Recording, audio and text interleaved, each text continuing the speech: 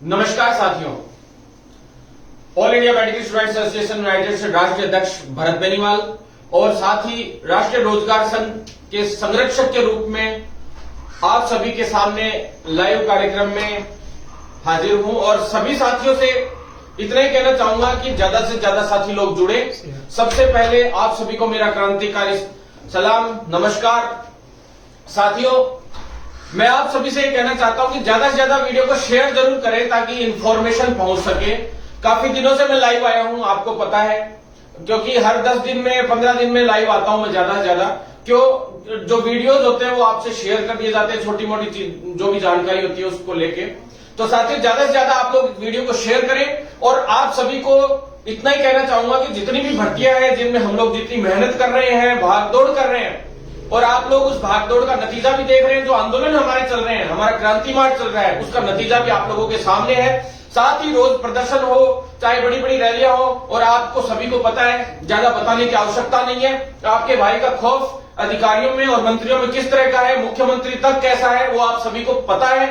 तो हमें बार बार ये छुटपुट 40-50 लोगों के प्रदर्शन की आवश्यकता रहती नहीं है वैसे, पर छोटे मोटे दबाव के लिए जरूर करते हैं। और जिस दिन करते हैं धमाका होता है हमारा, और ऐसा धमाका होता है जो सभी को पता है कि कैसा होता है। सबने देखे हैं पहले राजस्थान के इतिहास की सबसे बड़ी यूथ रैली हो, सबसे बड़ी 25-30 हजार युवाओं की रैली हो, 2018 को ले लो, पिछली सरकार के खिलाफ ले लो, चाहे मंत्रियों की पिटाई हुई हो या कई मामले हुए हो, काफी कुछ हुआ है और मंत्रियों को पता भी है कि हम किस तरह के मिजाज के व्यक्ति हैं।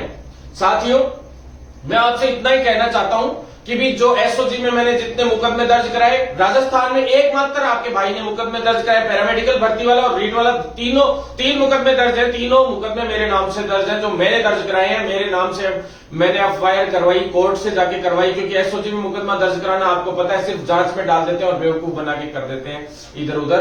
तो उसमें एक बार स्वास्थ्य विभाग के अधिकारी भी लपेटे में आए, कभी अधीनस्थ बोर्ड भी आया, तो कभी सभी विभागों से संबंधित चाहे शिक्षा विभाग के अधिकारी भी आए हों। लेकिन आप सभी को पता है, इन्हीं चीजों की बदौलत आज सभी अधिकारी हो चाहे मंत्री हो, सभी लोग खौफ खाते हैं, क्योंकि झूठी फूफा नहीं करते। झूठी फूफा करने वालों में से नहीं है। सभी को पता है कि इलाज बिठाना हम लोग जानते हैं, रियल धरातल पे जो काम करता है उनको पता है कि इस जगह से इतने ठोकेगा। जो भी अधिकारी है सबको पता है कि ये छोटे मोटे बाहर छोटी मोटी आंदोलन छोटे मोटे करके चला जाएगा, वो वाला इंसान नहीं है। आंदोलन 1.5 साल किसानों ने भी किए थे, सभी को पता है। बेचारे बहुत समय तक बैठे रहे थे, लेकिन जब फैसला करना था मोदी जी को, उस हिसाब से ही लिया उन्होंने अंत में फैसला 1.5 साल बाद। और साथियों, अभी आपने देखे होंगे सीएचए वाले साथी हैं, उन्होंने भी खूब आंदोलन किए, उनके कोई दिक्कत नहीं, हम लोग साथ ही हैं, कोई वो नहीं है। लेकिन उनके साथ भी अभी देखिए किस तरह से सरकार ने ज्यादा सुनवाई नहीं की। आंदोलन होते हैं, आंदोलन की रणनीति होती है, आंदोलन की रणनीति के साथ साथ आपके लीडर में इतना दम होना चाहिए कि जो बात आप लेके जा रहे हैं उस बात को वो मनवा कर लाए। और लगभग हमने जिस दिन पड़ाव डाला है, महापड़ाव डाला है, उस चीज से संबंधित चाहे 4 मांग लेके गए हैं, तो उनमें से 2 मांगों पे 100% उसी वक्त ऑर्डर जारी करवा के उठे हैं। तो अब इस तरह के आंदोलनों की तैयारी हो चुकी है। 1 सितंबर को हो सकता है महापड़ाव डाले, उससे पहले अगर सरकार हमें पॉजिटिव इंडिकेशन दे देती है तो आप सभी को पता ही है कि भी हम लोग सोच लेंगे। उससे पहले मुख्यमंत्री जी से अभी दिल्ली मिला था मैं, आप सभी को पता है। साथ ही केंद्रीय मंत्रियों से भी मिला था, चिकित्सा मंत्री भारती प्रवीण पवार मैडम हो चाहे मनसुख मांडविया जी हो, सब दोनों से मिला था। साथ ही यहाँ पे भी राजस्थान में सभी अधिकारियों से मंत्रियों से लगातार मुलाकात हमारी चल रही है। और उसी केंद्रीय मंत्री जो मैडम है भारती प्रवीण पवार, उन्होंने पत्र भेजा था यहाँ पे और उन्होंने जवाब मांगा था कि जब 3531 भर्तियों के लिए हमने आपको बजट दे दिया, सारी चीजें दे रखी है, तो वो भर्ती शुरू क्यों नहीं कराई जा रही है। प्लस जो पिछली सीएचओ की भर्ती है उसके लिए उन्होंने पत्र भेजा बकायदा, और उस पत्र की बदौलत आप सभी को पता है कि तुरंत प्रभाव से डिसीजन हुआ और सीएचओ की जो भर्ती है वो राज्य सरकार में उच्च अधिकारी डॉक्टर पृथ्वी जी हैं, हेल्थ सेक्रेटरी हैं, जिनके साथ मीटिंग हुई है कल, आप सभी ने देखा होगा। और इस तरह की मीटिंग जिसमें पैरामेडिकल का भी जो हाईएस्ट लेवल के इंसान है, जैसे रजिस्ट्रार साहब है पैरामेडिकल काउंसिल के, या जो उच्च सर्वा अधिकारी हैं, सभी को वहां बुलाया गया। एनएचएम के भी सारे अधिकारियों को बुला रखा था और आपके भाई का भी वहां पे मौजूद था और बीच में बैठा था, आप सभी ने देखा होगा मीटिंग में। साथियों, सभी का था, जितनी डिमांड थी चिकित्सा एवं स्वास्थ्य की भी उसमें डिमांड थी सारी की सारी, चाहे वो रेडियोग्राफर, लैब टेक्नीशियन की भर्ती से संबंधित हो, सीएचओ की भर्ती से संबंधित हो, एएनएम की भर्ती हो, नर्सिंग ऑफिसर की हो, सभी की, एमओ की भर्ती का भी लगभग हमने डिसीजन करवा लिया था साथियों। तो मैं सारी भर्तियों के लिए आपको अभी पूरा बता देता हूं। सबसे पहले मैं सीएचओ की, साथियों की जो सीएचओ फेडरेशन है हमारी यूनियन, उससे संबंधित आपको कल एक वीडियो डालूंगा, उसके हिसाब से अकेला यूनियन के लिए एक वीडियो डालूंगा साथियों, वो वीडियो आप अलग से देख लेना। यूनियन का जो काम है उसके संबंधित पहली बार कोई वीडियो आएगा। तो साथियों मैं आपको बता दूं, सीएचओ की जो पिछली भर्ती है 7810 की जो वैकेंसी थी, उस 7810 वैकेंसी में वेटिंग का सबसे पहले बता दूं, धर्मेंद्र भाई काफी संघर्ष करते रहते हैं वेटिंग के लिए। तो साथियों में धर्मेंद्र भाई कल भी आए थे और मिले थे, उन्होंने साथ बात भी की थी, उन्होंने कहा था कि भाई साहब मिलते हैं, अधिकारियों से हम मिले भी थे, उस विषय पे भी हमने बात रखी थी। वेटिंग जल्द ही करवाएंगे, लेकिन उससे पहले जो वेटिंग वाला एक बैच है जो चल रहा है, 623 का था वैसे टोटल मिला के, लेकिन अभी उसमें से लमसम संभावना है कि 519 के करीब साथी लोग एग्जाम देंगे अभी ब्रिज कोर्स की, बीपीसीसीएचएल की। तो उन सभी साथियों के एग्जाम का लगभग नोटिफिकेशन अभी एग्जाम के लिए नोटिफिकेशन यानी फॉर्म खुलने वाले हैं जल्दी, अभी इसी वीक में खुल जाएंगे या लास्ट सोमवार मंगलवार तक फॉर्म खुल जाएंगे साथियों।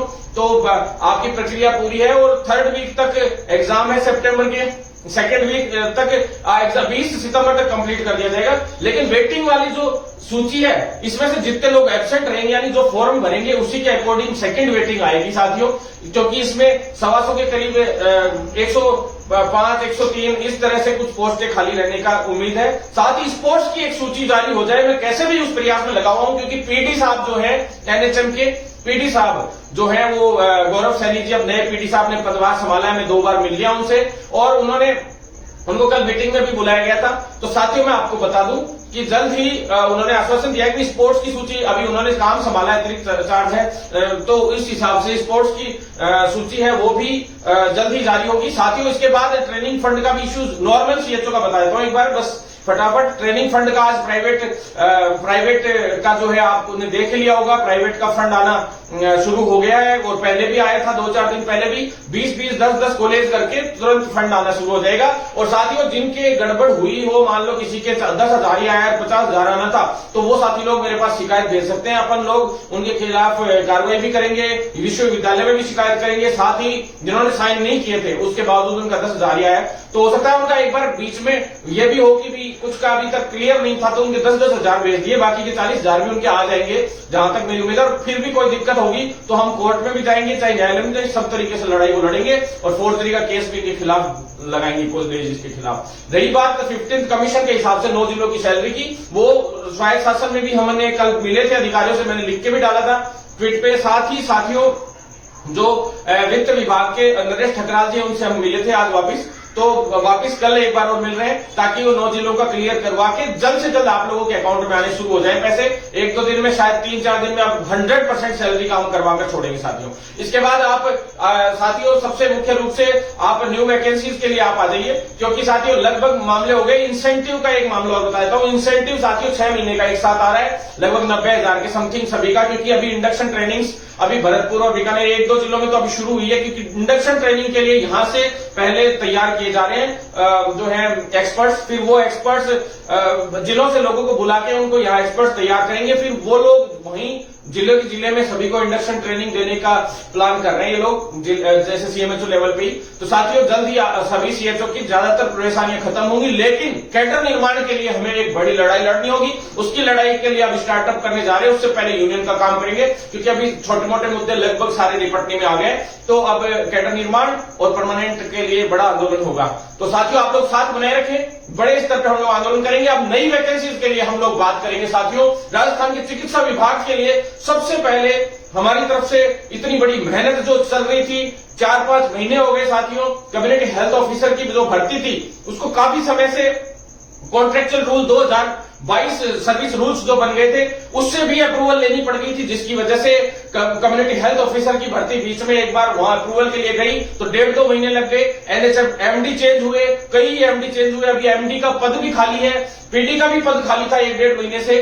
अब जाके पीडी सर आए हैं, आईएएस है गौरव सैनी जी, उन्होंने संभाला है, उसके बाद काम सुचारू रूप से अब शुरू हुआ है। साथ में हेल्थ सेक्रेटरी भी 6-7 चेंज हो गए, तो साथ ही एनएचएम एमडी भी 4-5 चेंज हो गए, तो पीडी भी 3-4 चेंज हो गए, 4-5 चेंज हो गए, और मंत्री 2 बार चेंज हो गए। तो साथियों, इस तरह के हालात में आपको पता है, उसके बावजूद मैंने सीएचओ 6 महीने में पिछली कंप्लीट करवा दी। जो भर्तियां थी चिकित्सा विभाग की, केवल 6 महीने में सारी भर्तियां हमने निपटाई। रेडियोग्राफर और लैब टेक्नीशियन की लगभग हमने निपटा दी थी, लेकिन अंतिम जो चयन सूची थी सारी जारी हुई। ज्वाइनिंग भी जल्दी करवा ली थी 7-8 महीने में, लेकिन कुछ एक जो वंचित रह गए थे साथी, उनको भी मैं खुशखबरी जल्दी दूंगा। उनके लिए बहुत अच्छे उच्च स्तर पे काम चल रहा है। वहां पे विभाग में भी, अधीनस्थ बोर्ड में भी बात हो गई वंचित वाले साथियों के लिए, और अधीनस्थ बोर्ड से लेटर भी भिजवाया था। एक 3/3/2022 का एक लेटर है, उसका अभी तक जवाब और देना है इनको। तो 52 बच्चों का और आरटी में भला हो जाएगा रेडियोग्राफर में।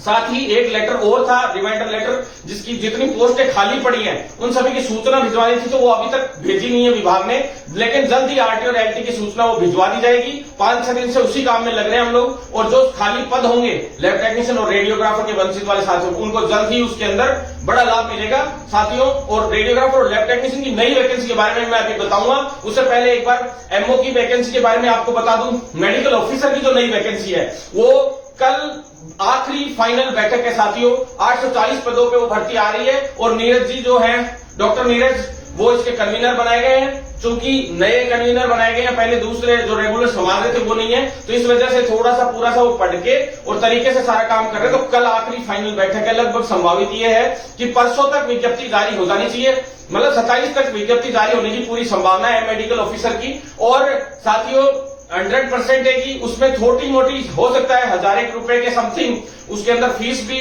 कम हो, चार्ज कम हो। 5000 थी पहले, तो 4000 हो जाए। हम लोगों ने बार बार उसी की रिक्वेस्ट कर रहे हैं। और लगभग आपको मैंने बता दी थी कि सितंबर लास्ट वीक, अक्टूबर फर्स्ट वीक तक हो सकता है, अक्टूबर तक एग्जाम हो जाए उसका, और जल्दी उस भर्ती को निपटाएंगे। मेरा ध्येय यही है कि दिसंबर से पहले चिकित्सा विभाग की सारी वैकेंसीज को मैं निपटाऊं साथियों, जो वैकेंसीज है। और ये ऐसा पहला राजस्थान में ऐसा हो रहा है कि राजस्थान में अपने अलावा साथियों कोई भी भर्ती, सिर्फ लेवल फर्स्ट को छोड़ के शायद ही कोई भर्ती राजस्थान में हुई होगी कि जिसकी दूसरी पारी शुरू हो गई हो। सीएचओ का ब्रिज कोर्स करवा के उसकी वेटिंग भी निकलवा ली, और सेकंड वेटिंग निकलने जा रही है। रेडियोग्राफर की हमने 2-2 सूचियां निकलवा ली, लैब टेक्नीशियन की 2-2 सूचियां निकलवा ली, तीसरी निकलने जा रही है। और जो नई भर्ती है वो आने जा रही है रेडियोग्राफर लैब टेक्नीशियन की। साथियों, ये अपन लोगों की मजबूती है, अपन लोगों की मेहनत है, सच्चे दिल से तो लड़ रहे हैं इसलिए। और कुछ लोग फर्जी लोग हैं, कभी भी इनमें इंटरफेयर करने लग जाते हैं। वो लोग तब कहां चले जाते हैं, जब रिक्त पड़े पदों की जब हम सृजन करवाते हैं, फिर उनके लिए फाइल चलवाते हैं डीओपी के अंदर,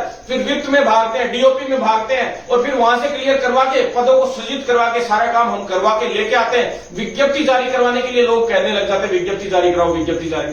भैया, विज्ञप्ति तब जारी होती है जब 1 साल लग जाता है पूरी भर्ती को पूरा करवाने में, जबकि पिछला बैकलॉग हमने पिछली भर्ती का करवाया था। नई वैकेंसी जो आ रही है रेडियोग्राफर लैब टेक्नीशियन की, उसके अंदर पद भी हम लोग बढ़वा रहे हैं। आपको पता है, कोशिश है कि पूरे, कोशिश नहीं है, 100% में 1050 से 1100 पद तो आरटी की करवाऊंगा, और 100% 1350 से 1400 पद के करीब कैसे भी, चाहे विज्ञप्ति कितने पे भी जारी हो, 800 और 900 पदों पे जारी हो, कोई बड़ी बात नहीं है। लेकिन ये मैंने आपको किया था वादा, पद बढ़वाऊंगा तो बढ़वाऊंगा साथियों।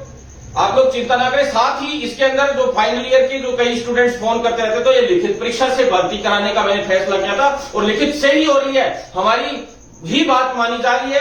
फर्जी बेरोजगार नेताओं ने तो ये कहा था मेरिट से हो जाएगा, ये हो जाएगा, लेकिन उनकी आज तक कोई बात, जब सारे काम हो जाते हैं उसके बाद वो कहते हैं श्रेय लेने के लिए आ जाते हैं हर बार।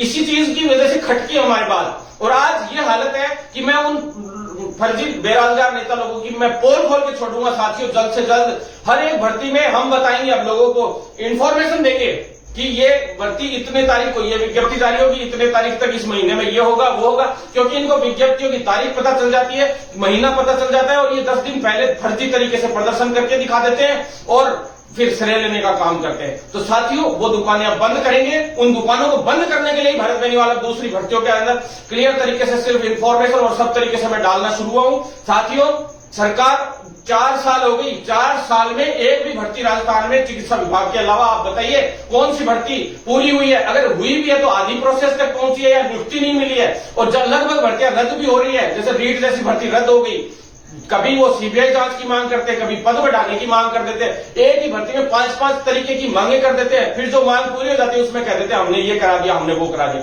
तो साथियों ऐसा सिस्टम नहीं है। भरत बेनीवाल फिक्स चीज पे चलता है और अपनी बात के लिए जाना जाता है। चुटपुट ट्वीट करने में थोड़ा विलंबता हो जाती है कि भाई 10 तारीख को रिजल्ट आएगा, वो 20 को आ जाए, 15 को आ जाए, या कोई नाम लिखने में मिस्टेक हो जाए, उसको इशू नहीं बनाना चाहिए। क्योंकि कई बार हो जाता है कोई किसी का नाम मिसप्रिंट हो जाए, कुछ और, सबसे होती है गलतियां त्रुटियां छोटी मोटी, वो कोई बड़ी चीज नहीं होती है, उनको इशू बनाने से कोई मतलब भी नहीं है। साथियों मैं बता दूं, सीएचओ के लिए दिसंबर से पहले हमने तय किया था कि किसी भी हाल में परीक्षा कराओगे तो ही हम वो भर्ती संबंधित एजेंसी को देने देंगे। क्योंकि इसलिए देने देंगे कि 5 से 6 महीने का तो ब्रिज कोर्स होता है सीएचओ के अंदर, फिर 5 से 6 महीने का अगर ब्रिज कोर्स होता है, दिसंबर से पहले डॉक्यूमेंट वेरिफिकेशन तक का काम कंप्लीट करके अंतिम चयन सूची दिसंबर जनवरी तक जारी हो, तब ही उन साथियों को ज्वाइनिंग मिलेगी इस सरकार में। अन्यथा आचार संहिता लग जाएगी अगले जुलाई अगस्त सितंबर तक। तो अगस्त सितंबर से पहले हमें हर हाल में सीएचओ की भर्ती को ब्रिज कोर्स करवा के कंप्लीट करना है और उसमें नियुक्ति दिलवानी है। इसलिए हम लोग जल्दबाजी कर रहे हैं साथियों, सबसे बड़ी बात। दूसरी बात मैं आपको बता दूं साथियों, सीएचओ के अंदर जो पदों की संख्या रहेगी वो मैं बता देता हूं।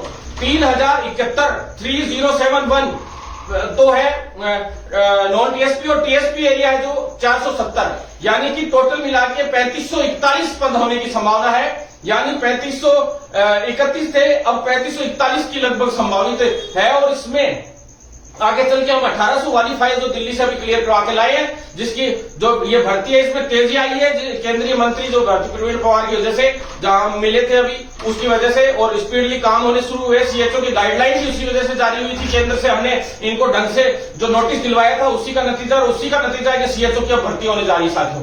तो साथियों मैं आपको बता दूं, सभी साथियों तक इस वीडियो को जरूर पहुंचाएं, क्योंकि ये संघर्ष है, इसको अब और मजबूती से हमें आगे बढ़ाना होगा। जल्द से जल्द इस भर्ती को पूरा करवाना होगा। अगर आप लोग विश्वास, जब भी आपने मेरे पे विश्वास जताया है, हमने जब भी प्रहार किया है सरकार पे, आप पीछे का सोशल मीडिया अकाउंट मेरा खोल के देख सकते हैं। हमारा प्रहार इतना खतरनाक रहा है, और 144 धारा के अंदर हम लोगों ने सचिवालय के सामने प्रदर्शन किए और इतना जबरदस्त प्रदर्शन किया, जबकि मुझे प्रशासन ने गिरफ्तार भी 1-2 बार करने की कोशिश की, लेकिन किसी की हिम्मत नहीं है, मजाल नहीं है कि हमें गिरफ्तार कर ले। कैसे कर लेंगे? हम ईमानदार हैं, हम लोग साफ समझ के लोग हैं, हम प्रोफेशनलिस्ट हैं। हम जब सरकार पे और देश पे विपदा आई थी, उस वक्त हम लोगों ने कोरोना के अंदर वॉरियर के रूप में, एक सैनिक के रूप में लड़ाई लड़ी थी, और हम वही सैनिक हैं। हम लड़ना भी जानते हैं और लोगों की सेवा करना भी जानते हैं। साथियों बिल्कुल 100% हम लोग जल्द से जल्द इस सीएचओ को पूरा करवाएंगे। इसके अंदर मैं बता दूं आपको, जीएनएम, बीएससी नर्सिंग और आयुर्वेद तीनों लोगों को एलिजिबल किया गया है। आप लोग चिंता ना करें, पुराने नियमों से ही ये भर्ती करवाने का हमारा था पूरा टारगेट, और लगभग तय हो चुका है पूरी तरह से। सिर्फ सीएचओ की विज्ञप्ति जो है, विज्ञप्ति का जो अब जारी होनी है, उसके लिए ड्राफ्ट तैयार हो रहा है। आज मैं फिर से मिला था सीएचओ की विज्ञप्ति के लिए, सुन लीजिए आप लोग कान खोल के, ड्राफ्ट तैयार हो चुका है, हो रहा है सॉरी साथियों। और जैसे ही ड्राफ्ट तैयार होगा, बस अप्रूवल लेके तुरंत प्रभाव से अनुमोदन होके और तुरंत प्रभाव से वो विज्ञप्ति जारी हो जाएगी। तो यानी 6-7 दिन का समय हमने दिया इनको, 31 अगस्त तक का। और साथियों इससे ऊपर नीचे होता है तो ये 1 सितंबर हमारा है, आप सभी को पता है। तो तैयार रहें आंदोलन के लिए। अगर कोई दिक्कत आती है तो साथियों अब हम बिल्कुल नहीं सहेंगे, और वैसे भी हमारा रोज प्रदर्शन हो रहा है, ऐसा कोई दिन नहीं है। इन दिनों में क्रांति मार्च हमारा चल रहा है, 17 जिलों में हमारा क्रांति मार्च जा चुका है। 17 जिलों में बड़ी बड़ी सभाएं हुई हमारे सभी साथियों की, जितने भी चिकित्सा विभाग के, खास करके सीएचओ वाले साथी हैं जो लगे हुए थे सारे इसमें, जो पहले से लगे हुए हैं वो लोग भी और सभी लोग। और आगे चल के जो बाकी जिले बच गए उनमें अब क्रांति मार्च आगे बढ़ेगा 1 सितंबर से। तो साथियों तैयार रहें, मजबूती से हम आगे बढ़ेंगे। बहुत ही बेहतरीन काम चल रहा है हमारे क्रांति मार्च की बदौलत, इतनी बड़ी हम सभी की, इन सभी की एकता की बदौलत, चिकित्सा विभाग की एकता की बदौलत। क्योंकि चिकित्सा विभाग जिस दिन स्ट्राइक पे आता है, राजस्थान सरकार हिल जाती है, ये नियम है। डॉक्टर्स हो चाहे सीएचओ हो चाहे सभी साथी लोगों, और जिस दिन हम लोग स्ट्राइक करने की सरकार को पता है, इसीलिए हमारी मांगे मानती है सरकार। इसलिए साथियों मैं बता दूं, आप लोगों को बिल्कुल चिंतित होने की जरूरत नहीं है। पद बढ़ोतरी भी हम करवाकर इसमें रहेंगे। 1800 की एक फाइल और है, उसको भी जब तक एग्जाम होगी या उससे थोड़ा आगे तक, जब तक रिजल्ट जारी होगा उससे पहले तक हम लोग ये 1800 पद भी जुड़वा लेंगे। और इन जो पिछली भर्तियां उनकी सेकंड वेटिंग निकलने के बाद जो बैकलॉग बचेगा, उस बैकलॉग को भी उसमें जुड़वा लेंगे। तो टोटल मिलाकर 5500 के करीब पद सीएचओ के होने की पूरी संभावना है साथियों। इसके बाद आप आ जाइए असिस्टेंट रेडियोग्राफर और लैब टेक्नीशियन की जो भर्ती थी, उस भर्ती और एएनएम तीनों का मैंने आज से 1 महीने पहले आपको बता दिया था कि एजेंसी राइसेम के लिए बताया था, आप सभी को पता है कि राइसेम को देना चल रहा है। अब कई लोगों को तो ये भी नहीं पता कि मैंने एक दिन टीसीएस लिख के डाल दिया कि भाई टीसीएस करवाएगी, तो उन लोगों ने भी 1 घंटे बाद ट्वीट कर दिया टीसीएस हम दोपहर में मिले थे, टीसीएस करवाएगी। कल भी कह रहे हैं, बोले कल मैंने डाल दिया, हमारी मीटिंग हुई, बड़ी बैठक हुई, उसमें निर्णय हुए, बकायदा मेरी फोटो है, सब बैठक हो रही है उसके अंदर, तो उनको पता नहीं था कि बैठक हो रही है क्या। तो अब अचानक से रात को ट्वीट करते हैं फर्जी बेरोजगार नेता लोग कि हम भी दिन में मिल के आए थे। अरे भैया तुम मिल लेते हो ना, तो उसके 2 मिनट के अंदर तो ट्वीट डाल देते हो, तुम्हें इन्फॉर्मेशन मिल जाती है। तो कल तो पता नहीं कैसे भूल गए, या पहले पता नहीं कैसे भूल गए। तो काम तो हम करते हैं। बाकी प्रताप सिंह दुत्तड़ जी सर थे वहां पे, उस दिन बाहर खड़े थे बच्चे, सर उधर से निकल रहे थे, उनको घेर लिया। अब उनको पूछ रहे हैं सीएचओ की भर्ती के लिए। अरे भैया उनको पता कहां से होगा, सीएचओ से उनका कोई लेना देना ही नहीं है। साथियों, प्रताप सिंह दुत्तड़ जी सर ने तो रेडियोग्राफर और लैब टेक्नीशियन और सारी भर्तियां अभी दे दी हैं, क्योंकि 31 जुलाई को उनका रिटायरमेंट था और उन्होंने अपने पास से चार्ज लौटा दिया था। पहले रिटायरमेंट का पूरा चांस था, लेकिन वो पहले ही रिटायरमेंट लेना चाह रहे थे, समय से पहले ही। अभी 6 महीने का एक्सटेंशन ही 6 महीने बाद था उनका रिटायरमेंट, तो लेकिन अब वो पहले ही लेना चाह रहे थे 6 महीने पहले ही, लेकिन उन्होंने रिटायरमेंट नहीं लिया। तो इस वजह से वो अभी डीपीसी का और थोड़े कोर्ट केसेस, ये 2 काम स्पेशली देख रहे हैं। बाकी भर्तियों का काम अब दुत्तड़ जी नहीं देख रहे हैं, छोटे मोटे गाइडेंस जरूर वो देते हैं। तो साथियों, बेवजह की बातों में मत आया करो। जो बाहर कई बच्चों को कह दिया कि सुरेश नवल जी से, अरे भैया सुरेश नवल जी सर से नहीं मिले थे, वो दुत्तड़ जी सर से मिले थे, प्रताप सिंह दुत्तड़ जी से, और वो कोई बात नहीं है, चलो वो उससे कोई बात नहीं होती, बेमतलब के इश्यूज क्रिएट करते हैं। तो साथियों, मैं आपको बता दूं, तीनों भर्तियां राइसेम को दी जा रही हैं और राइसेम भी टीसीएस को देगी। मैं बता दूं आपको, राइसेम लगभग टीसीएस से करवाती है सारी भर्तियां। आपको बता दूं, टीसीएस ही आएगी और टीसीएस की फुल फॉर्म भी उनको नहीं पता होगी, टाटा कंसल्टेंसी सर्विसेज। साथियों, जो है टाटा ही करवाएगी, जहां तक है पूरा संभावना यही है। और साथियों, मैं आपको बता दूं, पहले भी इसने कई बड़ी भर्तियां करवाई है, केंद्र की हो चाहे राज्य की हो।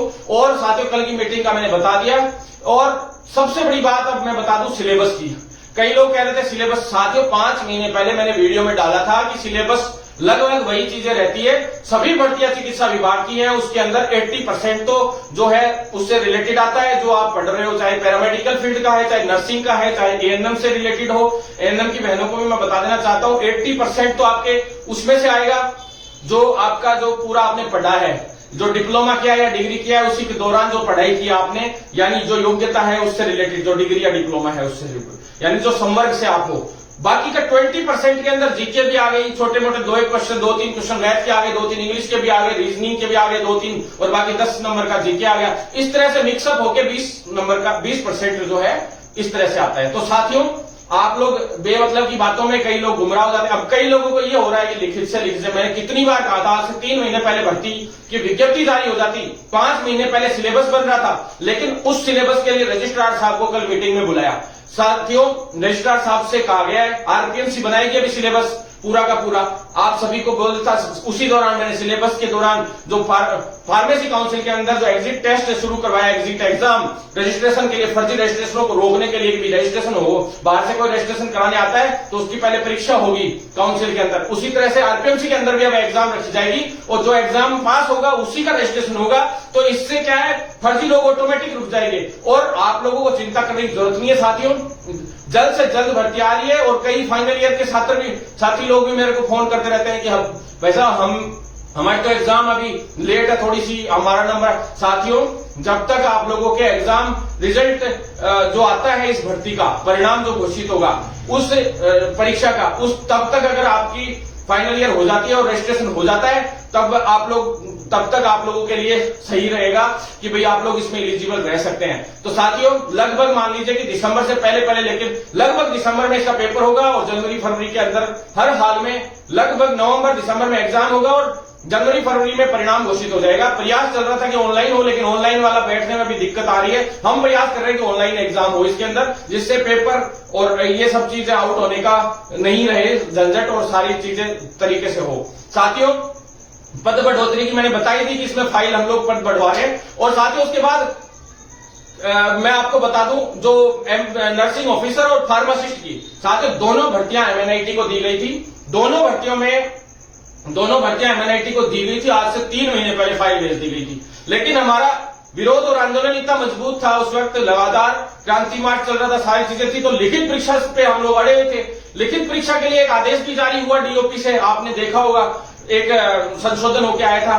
फिर दोबारा से हम लोगों ने प्रयास किया कि भी इसको जो भर्तियां हैं इनमें नर्सिंग ऑफिसर का लगभग अधिकारियों ने कह दिया था। सीएमओ में मेरी आरती डोगरा मैडम से आपने देखी थी पहले कि आरती डोगरा मैडम से मिला था, मैं कुलदीप राका जी से मिला था, ललित जी से मिला था, और जो चिकित्सा मंत्री थे इनसे भी लगातार मिल रहे हैं। तो साथियों जो उच्च अधिकारी हैं इसके, उनसे भी हम लोग मिल रहे हैं। तो साथियों इस दौरान लिखित परीक्षा लगभग तय हो गया था, लेकिन अभी भी इसमें बार बार इसमें वही रोड़े आ रहे हैं, कभी लिखित परीक्षा से, कभी मेरिट से, कभी लिखित परीक्षा से। तो एमएनआईटी ने एमएनआईटी ने मेरिट से लेने से इनकार कर दिया था अभी, और वापिस एमएनआईटी के पास अभी भेजी गई थी फाइल थोड़े दिन पहले। अब वापिस वही चल रहा है, रोक टोक पड़ी है। लेकिन नर्सिंग ऑफिसर के अंदर मैं आपको बता दूं, हम लोग कोशिश कर रहे थे पद बढ़ोतरी की, क्योंकि 1250 ऊंट के मुंह में जीरे के बराबर थी। तो 1250 में 1350 और नई वैकेंसीज अभी जुड़ने जा रही है। राजमेश यानी कि जो मेडिकल कॉलेजेस है, मेडिकल कॉलेज में 1350 पदों की एक फाइल और आई है साथियों। लेकिन वो 1350 की नहीं थी, 1968 के करीब पदों की थी, 2000 के समथिंग मान लीजिए आप। लेकिन उसमें से अप्रूवल सिर्फ 1350 को ही मिली है लगभग, और बढ़ जाते हैं तो अब कोई बड़ी बात नहीं है। लेकिन 1350 और 1250 यानी कि लगभग आप मान लीजिए कि ये 2500 से 2600 के समथिंग पद लगभग होने की संभावना है, और भी पद इसमें बढ़ सकते हैं साथियों। आपको मैं बता दूं, इसके बाद जो है जो एग्रीमेंट की बात थी रेडियोग्राफर और लैब टेक्नीशियन में, एक चीज मैं बतानी भूल गया था साथियों, जो एग्रीमेंट की बात थी वो फाइनल एग्रीमेंट अभी जो है बिल्कुल एमओयू लगभग तय हो चुका है पूरी तरह से साथियों। एग्रीमेंट भी लगभग कल फाइनल अप्रूवल सा ही दे दिया है। कई लोगों को ये गुमराह किया जा रहा था कि वित्त विभाग में फाइल अटक गई, 2500 रुपए एक जने की फॉर्म फीस। बात ये थी कि फॉर्म कि कल हमसे पूछा गया था तो हमने बताया था कि फॉर्म बढ़ेंगे, संख्या इतनी कम नहीं रहेगी जितनी आप सोच रहे हो, क्योंकि उन्होंने ये सोच रहा है कि हो सकता है पोस्ट खाली जाए, तो ऐसे में कहीं फॉर्म फीस इनसे ज्यादा ले या क्या करें किस हिसाब से। क्योंकि मैंने कहा कि आप जितनी सोच रहे हो इससे तिगुनी संख्या 100% आएगी, तो फॉर्म फीस आप 600 700 500 जो भी रखते हैं तो भी काम हो जाएगा, लगभग एजेंसी करवाने में सक्षम रह जाएगी। क्योंकि एजेंसी का चार्ज होता है वो एक साथ में ज्यादा संख्या में अगर बल्क में लोग होते हैं तो वो चार्ज कम पड़ता है पर स्टूडेंट के हिसाब से। तो साथियों आप लोग चिंता ना करें, पैरामेडिकल काउंसिल में भी साथ ही रजिस्ट्रेशन की प्रक्रिया का मैंने आपको बता ही दिया कि एग्जाम से करवाने का हमारी कवायद जारी है। और जैसे आरएनसी में अभी ऑनलाइन भी करवा दी है सारा का सारा रिजल्ट वगैरह सारी चीजें, उसी तरीके से सभी चीजों में सुधार करने का हम प्रयास कर रहे हैं। तो नर्सिंग ऑफिसर और जो है फार्मासिस्ट की जो भर्ती है, फार्मासिस्ट की भर्ती में समस्या है कि भी एक बार की मेरिट और फिर लिखित परीक्षा से, ये नियम है। तो साथियों ये तो कंफर्म है कि फार्मासिस्ट भर्ती ये प्रयास कर रहे हैं मेरिट से ही निकले, क्योंकि पूरा जोर लगा रखा है। और 3 महीने से इसीलिए अटकी पड़ी है। 3 महीने से क्या, बीच में 3 साल देखिए, 2018 में मैंने इस भर्ती को छोड़ दिया था कि मुझे विश्वास था कि लिखित परीक्षा से, और विज्ञप्ति फिर कोविड आ गया 2 साल, तो उस दौरान ये कई ज्यादातर साथी लोग फर्जी बेरोजगार नेताओं के संपर्क में आ गए। उन्होंने जो आप लोगों के साथ किया वो आपके सामने है ही, मेरिट से अब कोई साथ देने वाला नहीं है। तो साथियों अब भाई आपका विपरीत परिस्थितियों में हमेशा तैयार खड़ा रहता है, और अब मैं तैयार भी खड़ा हूं। फार्मासिस्ट भर्ती को मैं चाहता हूं लिखित परीक्षा से हर हाल में करवा के सांस लूं, क्योंकि बोनस अंक जब संविदा वाले साथियों के लिए हम कर रहे हैं यार, 1 साल के 10 अंक बोनस दे रहे हैं, 2 साल के 20, 3 साल के 30, साथियों का इतना भी कॉन्फिडेंस आपका लेवल डाउन हो गया है कि आप थोड़े से नंबर भी नहीं ला पाओगे साथियों, फिर आप नर्सेज और फार्मासिस्ट बनने के योग्य ही नहीं हो अगर आप लोग थोड़े से भी नंबर 40-40 नंबर भी नहीं ला सकते हो। तो यार ये तो बड़ा दुर्भाग्य है, बड़ा दुर्भाग्य है। फिर तो नर्सिंग या फार्मासिस्ट होना ही गलत बात है। कई लोग कहते हैं मेरिट से, अरे भैया सबको मौका मिल जाएगा। कई नए बेरोजगार युवाओं को, जो बेरोजगार तो खैर मेडिकल फील्ड में कोई है ही नहीं, पर जो प्रशिक्षण ले चुका वो कहीं ना कहीं कुछ ना कुछ कमा के खा लेगा साथियों। तो प्रोफेशनलिस्ट है सारे, तो आराम से कर सकते हो आप लोग साथियों। इसके अलावा इन भर्तियों के बारे में मैंने आपको बता दिया, ज्यादा इससे ज्यादा बताने की कोई जरूरत भी नहीं है। एएनएम में अभी तक पदों की बढ़ने की अभी संभावना कम लग रही है, थोड़ी सी कोशिश कर रहे हैं कि एक फाइल और चले, और वो भी लगभग 1600-1700 की फाइल है। प्रयास कर रहे हैं कि 2000 पद और बढ़ जाए, तो कर लेंगे लास्ट तक जाते जाते। रेडियोग्राफर आईटी की मैंने बताई थी पद बढ़ाने की। अब आ जाइए साथियों, जितने कैडर 11 कैडर हम बनवाने जा रहे हैं। लगभग पहले 8 थे। सबसे पहले हमने इस फाइल को चलवाया था जब 3 कैडर थे, फिर 5 हुए, फिर 8 हुए, फिर 11। जो भी लोग थे सब अपने अपने कैडर को लेके आ गए साथियों, और कहने लग गए कि हमारे भी कैडर बनवाइए, हमारे भी कैडर बनवाइए। जैसे जैसे हम लोगों ने इसमें जुड़वाते गए, क्योंकि कैडर बनवाने के लिए आप अपने सीनियर से पूछना, चप्पल जूते घसीटने पड़ते हैं साथियों। बिल्कुल चप्पल जूते भी खत्म हो जाते हैं, लेकिन ये कैडर नहीं बन पाते हैं। तो कैडर निर्माण का कार्य बहुत स्पीडली करवाया। ओटी हो, बीबीटी हो, चाहे ईसीजी का भी कैडर अभी तक पूरी तरह से निर्मित नहीं था देखा जाए तो। हालांकि वैकेंसियां हो रही थी, ईसीजी टेक्नीशियन वाले साथियों के लिए भी फाइल चली है, लेकिन साथी लोग ज्यादा वो रहते हैं कि जल्दी हो जाए, वो हो जाए, ये हो जाए। तो साथियों, आप लोगों को लोग भ्रमित ही करते आए हैं, बाकी आप लोगों के लिए काम करते हुए कोई नहीं आया। मेरा दिल टूट गया था एक बार तो कि मैं सारी चीजों को, इनको पैरामेडिकल के कोर्सेज को छोड़ ही दूं, क्योंकि बहुत सारे लोगों ने इतना नेगेटिव ये माहौल क्रिएट कर दिया। लेकिन मेरा मेडिकल फील्ड है, मेरा प्रोफेशन है, तो मुझे मेरा फर्ज बनता है कि मैं उनके लिए लड़ूं। उनको गुमराह करने वाले लोग बहुत है, तो उनको बचाना भी मेरा कर्तव्य है साथियों। कैथलैब हो, चाहे डायलिसिस वाले हो, चाहे नेत्र सहायक वाले हो, सभी के लिए हम लोग लग रहे हैं। कैडर निर्माण के साथ साथ उनके अतिरिक्त पदों की संख्या भी, क्योंकि मेडिकल कॉलेजेस बहुत सारे खुले हैं। सभी मेडिकल कॉलेजेस में 430 बेड के हॉस्पिटल भी हो गए हैं। सभी 430 बेड के हॉस्पिटल्स की वजह से ये सभी कैडर्स की भर्तियां भी की जाएंगी। साथ में जो नर्सेज है उनकी भी होगी, चाहे हॉस्पिटल में फार्मासिस्ट की भी होगी, सभी की भर्तियां होंगी। साथियों, डॉक्टर्स की भी भर्तियां होंगी इतने मेडिकल कॉलेज में, क्योंकि उसमें स्टाफिंग पैटर्न भी इनको रखना पड़ता है, और पर पेशेंट के हिसाब से रेशियो होता है। 2 पेशेंट पे कितने नर्सेज होने चाहिए, कितने डॉक्टर होने चाहिए, 5, वो सारा रेशियो होता है। उस रेशियो के हिसाब से तो नहीं लेते हैं ये लोग, क्योंकि इनके पास इतना बजट नहीं रहता है सरकार के पास। तो उस रेशियो की आधी पड़ती भी है, पालना करते हैं, तो भी काफी वैकेंसीज हम लोगों में पास हो जाएंगे। सबसे बड़ी जीत तो हमारी यही थी कि पूरे भारत लेवल पे हम लोग जब 2016-17 में आंदोलन किया था, तो मेडिकल कॉलेजेस का आगाज हुआ, और मेडिकल कॉलेजेस हमारे राजस्थान को 27 मेडिकल कॉलेजेस मिले। ये बड़ा आंदोलन हमारा सफल रहा था उस वक्त, और उसी की बदौलत आज इतनी वैकेंसीज आ रही है। और जल्द ही एक मेडिकल कॉलेज के लिए 430 बेड का हॉस्पिटल चाहिए, तो उसके हिसाब से खूब वैकेंसीज आने की संभावना है साथियों। अब मैं आपको बता दूं साथियों, इसके अलावा जो काफी साथी लोग नर्सिंग ट्यूटर के लिए फोन करते थे, तो नर्सिंग कॉलेजेस भी खुल रही हैं, तो उनके अंदर एक बार के लिए टेम्परेरी बेस कैसे न कैसे करके काम चलाने के हिसाब से जो है डेप्यूटेशन पे टीचर्स ले रहे हैं, बाकी नर्सिंग ट्यूटर्स ले रहे हैं, प्रोफेसर, असिस्टेंट प्रोफेसर और प्रिंसिपल, वाइस प्रिंसिपल ले रहे हैं। इतनी देर में वो फाइल क्लियर हो जाएगी, तो उसमें से 50% जो है डीपीसी पे जाएगी और 50% स्थायी। वैसे तो 3 हिस्सों में बांटी जा रही है, क्योंकि डीपीसी में पहले भी बहुत ज्यादा दे दी गई थी, तो डीपीसी होती आई आज तक नर्सिंग ट्यूटर और इन पदों पे। लेकिन आज तक क्या है, नए पदों की भर्ती 11 साल से नहीं हुई थी, 12 साल से। तो जल्द ही हम इस भर्ती को लेके आ रहे हैं, और ये बड़ी जीत हमारी होगी। इसके अंदर वैभव कलेरिया जी से भी हम लगातार संपर्क में, चिकित्सा शिक्षा और चिकित्सा स्वास्थ्य 2 विभागों को अलग करके। साथियों, अब मैं आपको बता दूं कि नर्सिंग ट्यूटर की भर्तियां जल्दी लेके आ रहे हैं, तो साथ बनाए रखें, जिससे हम लोग इसको आगे से जो प्रोफेशनलिस्ट हैं, जो चाहते हैं कि हाँ जल्द से जल्द आगे बढ़े और जल्द से जल्द भर्तियां आए, तो उसके लिए मैं कहना चाहता हूं साथ बनाए रखें। जितने भी टीचर्स हैं कॉलेजेस में, वो सभी साथ दें। प्रयोगशाला सहायक की भर्ती के बारे में बता दूं साथियों, कोर्ट केसेस जो है उनके निपटने के बाद ही इनका समाधान होगा। तो एक सूची और जारी होनी है, तो दोनों की मिलाकर साथ एक सूची आने की संभावना है। वैसे कोर्ट केसेस में कुछ ज्यादा है नहीं, जो भी चीजें हैं उनको प्रॉफिट देना है नहीं देना है वो एक बार लगभग तय हो गया। और 22 तारीख को भी सुनवाई थी, और साथ ही साथियों अभी भी एक और शायद तारीख मिली है, छोटी तारीख मिली है, लेकिन जल्दी संभावित है कि शायद मेरे हिसाब से 5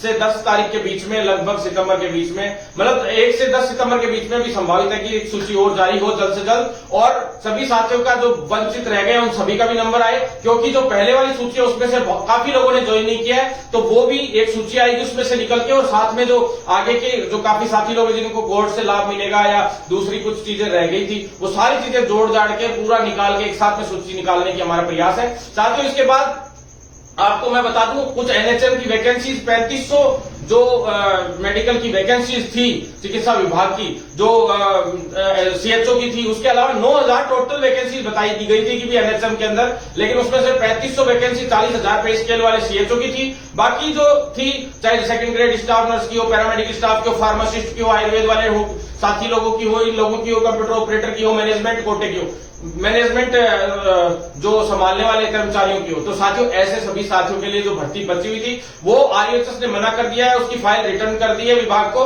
तो अब विभाग उसको शिफू से करवाने जा रहा है, लगभग तय हो गया है। तो साथियों जल्द ही शिफू उनके लिए उनकी और एक 600 के करीब वैकेंसीज हो रहे हैं मैनेजमेंट की और इन सबकी मिला के, वो सारी एक साथ करवाने का कार्यक्रम चल रहा है। तो शिफू करवाएगा जहां तक है उसकी उम्मीद है, लेकिन उसमें सैलरी बहुत कम है, पे स्केल बहुत कम है, जैसे नर्सेज की 7900 रुपए और वो भी संविदा पे। तो मैं इसका विरोध करता हूं और विरोध भी किया है हमने, और साथ में हमने कल मीटिंग में भी ये डिमांड रखी है कि उसमें कम से कम न्यूनतम पे स्केल के हिसाब से, जैसे राजमेश में हमने करवाया था, राजमेश के अंडर में जितने भी मेडिकल कॉलेज है इनमें नर्सेज की भर्ती आ रही है, तो नर्सेज की, फार्मासिस्ट की, पैरामेडिकल वाले जितने भी साथी हैं उनके लिए वैकेंसीज आ रही है, एमओ की आ रही है, तो वो सारी कॉन्ट्रैक्ट पे आ रही है आने को। तो लेकिन सारी की सारी वैकेंसीज में हमने 26,500 न्यूनतम सैलरी का रखा था और वो पूरी पालना भी हो रही है। 100% आगे जो सैलरी मिलेगी इन लोगों को मेडिकल कॉलेजेस में, वो हमारा सफल भी हुआ है साथियों, मामला जो मुहिम थी हमारी जो उसके अंदर। लेकिन एनएसएम के अंदर भी इसी प्रकार से सैलरी मिलनी चाहिए और प्राइवेट सेक्टर में भी समान कार्य समान वेतन के अनुसार सैलरियां मिलनी चाहिए साथियों। इसलिए हम लोग लगातार कोशिश कर रहे हैं कि बहुत ही जल्द इस मामले में सफलता हासिल करें और हमारे इस प्रोफेशन को बदलने का काम करें साथियों। आजकल मैं प्रोफेशन के अलावा दूसरी भर्तियों के लिए भी काफी ट्वीट्स डाल रहा हूं, काफी रेगुलर उन लोगों के लिए भी काफी रेगुलर एक्सरसाइजेस हम लोग कर रहे हैं साथियों, क्योंकि वो भी हमारे साथी हैं, भाई हैं, बहन है, मामा के बच्चे हो, काका ताऊ के बच्चे हो, सभी लोग फोन करते रहते हैं कि भाई साहब आप चिकित्सा विभाग को इतना कुछ कर रहे हो, हमारी भर्तियों में तो सब अटकी पड़ी हैं, कोई करवाता ही नहीं है कुछ। तो साथियों हम लोग उसके लिए भी प्रयासरत रहते हैं। तो मैं आपको बता दूं साथियों, तो सबसे पहले तो कंप्यूटर अनुदेशक का बता ही दूं, सबसे पहले तो टेक्निकल हेल्पर वाले साथियों के लिए मैं बता देता हूं कि भी साथियों 27 की मैंने एग्जाम की बोली थी, 27 को ही डेट फिक्स मिली है और जो तय हुआ है एग्जाम का वो आपने देख ही लिया होगा। उच्च अधिकारियों के साथ बैठ के हमारी जो भी वार्ता हुई 27 पे ठप्पा लगा, तो 27 को ही ठप्पा लगा। और साथियों इसी तरह से जो आपको बेस्ट विशेष है मेरे लिए, सभी लोगों उसको best of luck for the exam. और आप लोगों की 27 तारीख को एग्जाम है, शायद परमिशन लेटर या तो डाउनलोड होने लग गए होंगे, नहीं तो कल सुबह तक डाउनलोड होने लग जाएंगे। हमने परमिशन लेटर एग्जाम से 1-2 दिन पहले के लिए ही बोला था ताकि कोई धांधली नहीं हो, क्योंकि लोगों को एग्जाम सेंटर पहले पता चल जाता है तो वो कोशिश करते हैं कि कई जगह पे सेटिंग बिठाई जाए या कुछ और बिठाया जाए। तो साथियों बिल्कुल चिंतित ना हो, कोशिश करेंगे कि इसमें किसी भी तरह से अगर आपको कोई नेगेटिविटी लगे एग्जाम में कि कोई धांधली करने का प्रयास कर रहा है या कुछ और, तो आप तुरंत हमें भी शिकायत भेजें। एसओजी का भी केस और एसीपी और एसओजी के ऑनलाइन नंबर आप लोगों के सामने पड़े हैं, ऑनलाइन आप लोग तुरंत उस पर शिकायत कर सकते हैं साथियों। इसके अलावा कंप्यूटर अनुदेशक भर्ती की बात थी अभी, तो कंप्यूटर अनुदेशक भर्ती के लिए जो ट्वीट डाले और जो बातें रखी हमने, बेफिजूल की राजनीति नहीं की साथियों। आपको मैं एक बड़ा खुलासा करूंगा कंप्यूटर अनुदेशक के मामले में वक्त आने पे, लेकिन अभी मैं आपको बता देता हूं क्योंकि एक बहुत बड़ी राजनीति हुई थी कंप्यूटर अनुदेशक भर्ती में। पहले स्थायी ही भर्ती आनी चाहिए थी। राजस्थान की सबसे पहली खबर जो कंप्यूटर अनुदेशक के लिए लगी थी पत्रिका में, वो मेरा स्टेटमेंट लगा था, बड़ी खबर लगी थी, और डोटासरा जी का स्टेटमेंट लगा था, और स्थायी भर्ती होनी थी 100%। लेकिन इसको कैसे संविदा पे जलन के मारे कुछ लोगों ने फिर संविदा पे करवाया गया। अब वो सरकार में ही बैठे कुछ लोगों ने कि डोटासरा से चलते हो या किसी से भी चलते हो, आपस में इनकी जो भी राजनीति थी फिर उसको वापस स्थायी भर्ती के रूप में किया गया, पूरा खेल किया गया इसको कर करा के। फिर साथियों इस भर्ती के अंदर जो है मैंने जो भी ट्वीट डाले, जो भी बातें की, मैं वेणुगोपाल जी से मिला, तारिक अनवर जी से मिला और मुकुल वासनिक जी से मिला, दिल्ली 3 महासचिवों से मिला, तभी लगभग तय हो गया था कि स्थायी भर्ती होगी। लेकिन उसके बाद साथी लोग थे, संघर्ष कर रहे थे, दीपेश भाई वगैरह सभी साथी लोग संघर्ष कर रहे थे। उन सभी साथियों ने अच्छा संघर्ष किया, दिल्ली तक गए, फिर दिल्ली से वो वहां गए, लखनऊ गए। तो साथियों जो साथी लोग थे जो वहां पे जाके सारा कुछ कर रहे थे, उन सभी साथियों की बदौलत हुआ।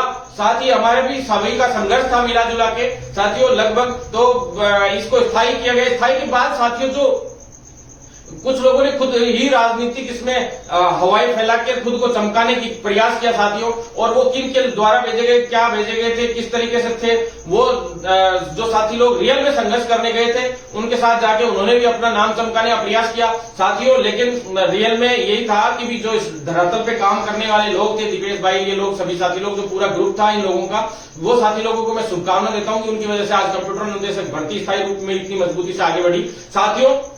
उस भर्ती में जो भी मैंने आज तक जो बातें कही वो बातें लगभग सत्य निकली। मेरे को बेमतलब की राजनीति और फूंफा करनी तो आती नहीं है। जिस दिन आंदोलन करता हूं पूरी सरकार को फाड़ के रख देता हूं, और जिस दिन ऐसी तैसी करके रख देता हूं, फाड़ के रख देता हूं, और जिस दिन करता हूं सीएम हाउस पे करता हूं। आपको पता है छोटी मोटी जगह पे नहीं होता, अपना सचिवालय या सीएम हाउस, सीधा अटैक खतरनाक जगह पे। हमारा ये नहीं रहता है किसी की राजनीतिक कार्यालय घेरेंगे, किसी की पार्टियों में घेरेंगे, घेर लेते हैं, लेकिन वक्त आने पे और सही जगह पे, और ये नहीं देखते कि किसी भी युवा के मुकदमे नहीं लगने देते, हम किसी को परेशान नहीं होने देते। साथियों, आप लोग इसी तरह से साथ बनाए रखेंगे तो 100% जल्द ही ये भर्ती भी पूरी होगी कंप्यूटर अनुदेशक, और साथ में इसमें ज्वाइनिंग भी मिलेगी।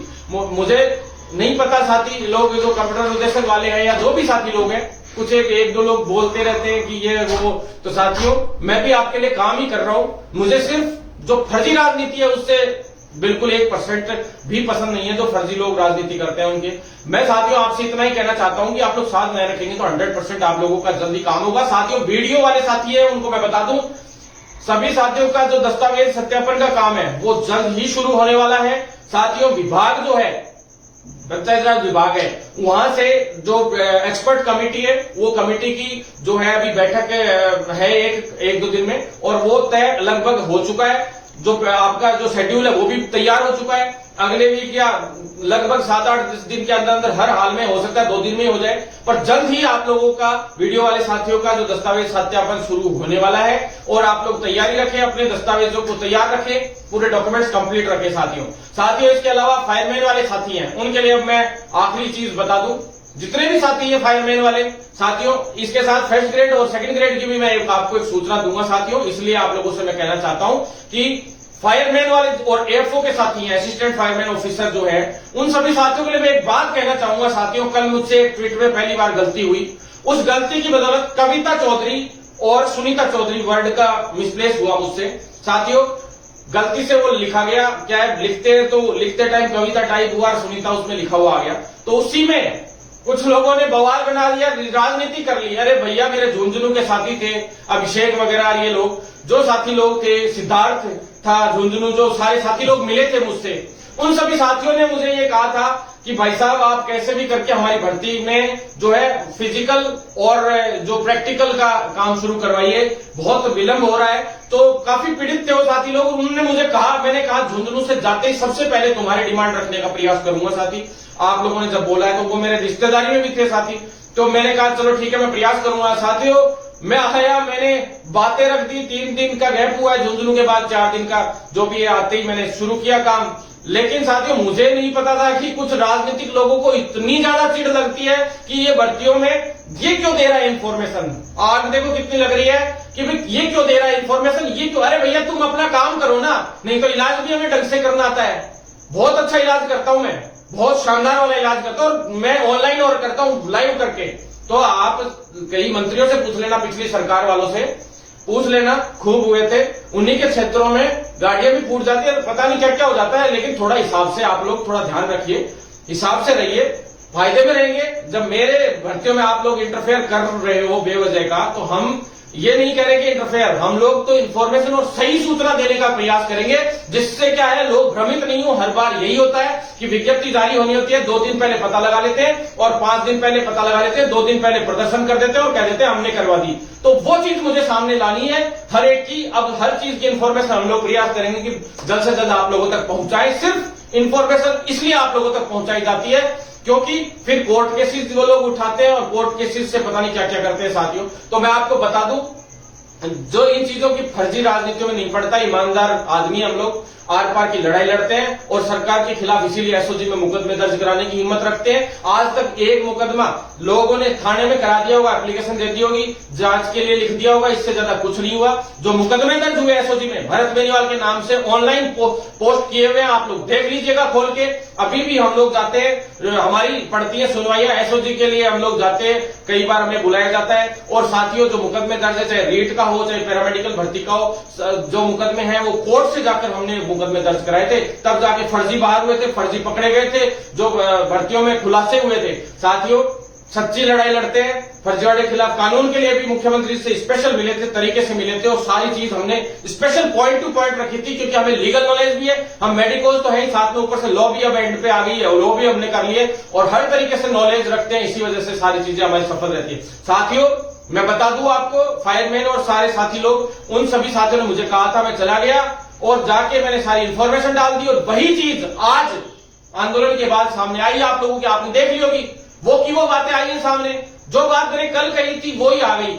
अगर भाई सभी साथी लोग आए, अब बच्चों को परेशान मैं नहीं करना चाहता बेवजह में। मेरा आदत ही नहीं है कि मैं किसी युवा को ऐसे परेशान करूं, बुलाऊं, खुद का डेमो सेट करूं। साथियों, मैं सिर्फ इन चीजों के खिलाफ हूं। आप युवाओं का काम करिए ना। सरकार के खिलाफ आप मुफ्ती अभियान चला रहे हो तो सरकार आपकी सुनवाई कहां करेगी? इस तरीके से नहीं करती। आप अपना दम दिखाइए ना। आप राजनीति मत कीजिए, आप अपना दम दिखाइए, अपने दम दिखाइए। और सरकार हम मूंछों पे ताव दे के मंत्री और अधिकारियों के सामने बैठते हैं और हमारे काम होते हैं। हम जानते हैं कैसे काम करवाए जाते हैं, क्योंकि सार्वजनिक और साफ सुथरी काम है, कोई डिस्प्यूट काम थोड़ा ना करते हैं। तो साथियों, जो फायरमैन वाले साथियों को बताया था कि फिजिकल के लिए जो एक्सपर्ट कमेटी वगैरह है वो तैयार पूरी हो रही है। उसमें टीचर्स भी जो है, प्रैक्टिकल वाले टीचर्स वगैरह वो सारे लिए जा रहे हैं, ग्राउंड तय हो रहे हैं। और जो कितनी जगह पे कैसे कैसे क्या करवाना है वो सारी मैंने आपको वीडियो के माध्यम से भी बता दी थी। वो वीडियो कल दोपहर का था, जबकि ट्वीट मेरा रात का था साथियों। वो ट्वीट रात को था। अगर मुझे कविता चौधरी और सुनीता चौधरी की अगर मिस्टेक होती जो बोलने में, तो साथियों कल दिन में मैंने वीडियो बोल रखा है, उस वीडियो के अंदर कविता चौधरी बोला था, न कि सुनीता चौधरी। तो साथियों, ज्यादा से ज्यादा आप लोग शेयर जरूर करें वीडियो को, ताकि हर एक साथी तक सच्चाई पहुंच सके, ईमानदारी पहुंच सके। और साथियों, 100% हम लोग आपको कह रहे हैं कि जब हर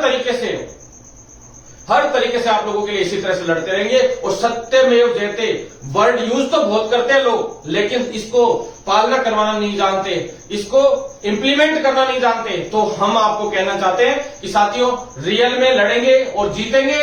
सत्यमेव जयते, इनकलाब जिंदाबाद के साथ ज्यादा से ज्यादा शेयर करें। और साथियों, अब आखिरी फर्स्ट ग्रेड की मैं आपको बता दूं, सेकंड ग्रेड और फर्स्ट ग्रेड वाले साथी, काफी साथी लोग जो जुड़े हुए रहते हैं, उनसे भी कहना चाहता हूं कि शेयर जरूर करें। अब स्पेशल इन्फॉर्मेशन, आखिरी इन्फॉर्मेशन आप लोगों के लिए कि फॉर्म खुलेंगे नहीं खुलेंगे, ये संशय काफी समय से चल रहा है, जिसकी वजह से कई लोगों को ये हो रखा है कि भी एग्जाम पोस्टपोन होगी नहीं होगी। लोग क्या है, ट्वीट डाल के उल्टी सीधी बातें, एक दो लोगों की, जो नेताजी लोगों की आदत रहती है कि हाँ कुछ भी लिख देते, तो उनका क्या है, पूरे दिन काम ही विरोध का है, खुद का काम करने का तो है नहीं कुछ।